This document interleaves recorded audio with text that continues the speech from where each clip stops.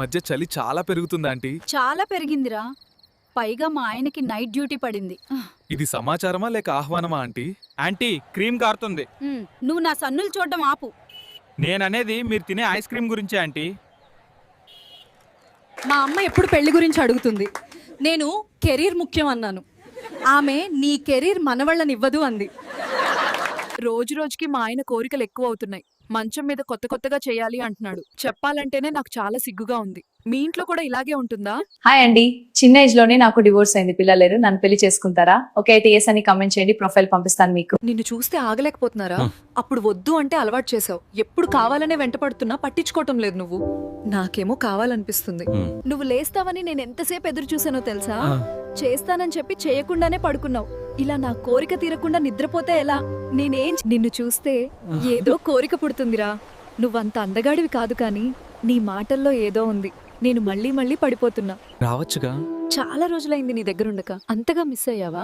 లేక ఈ వరండా కూడా బోర్ కొట్టేసిందా? ఇంటంతా ఖాళీగా అనిపించింది సింది నువ్వు లేక. నిన్ను చూస్తుంటేనే నంచుకొని తినాలనిపిస్తుంది. అంతగా చూస్తున్నావంటే నిజంగానే ఇష్టమా? ఏమున్నావే మంచి జామ పండులాగా కొంచెం కొరుక్కొని తినాలనిపిస్తుంది. పక్కన పండు లాంటిది ఉంటే పట్టించుకోకుండా దిక్కులు చూస్తున్నావా? ఏంట్రా? మళ్ళీ దొరుకుతానా? ఉన్నప్పుడే వాడుకోవాలి కదా, లేనప్పుడే వెతికితే ఎలా? చాలు అన్నా వినకుండా రాత్రి చాలా పని చేయించేశావు. ఇప్పుడేమో అలసటే తెలియట్లేదు. అంతగా అలసిపోయినా ఇంకా నన్నే చూస్తున్నావు కదా. వాడు రాత్రి ఎంత బాగా పనిచేశాడో తెలుసా? వద్దు ఆగు అన్నా కూడా వినలేదు. అంతలా? నిజంగానా? చాలా నాటుగా చేస్తున్నాడు. వాడుతూ ఉంటే మాత్రం చాలా సంతోషం. ఈ వయసులోనే ఇంత బాగా చేస్తున్నావు. ఎక్కడ నేర్చుకున్నావురా? ఎంత బాగా చేసావో.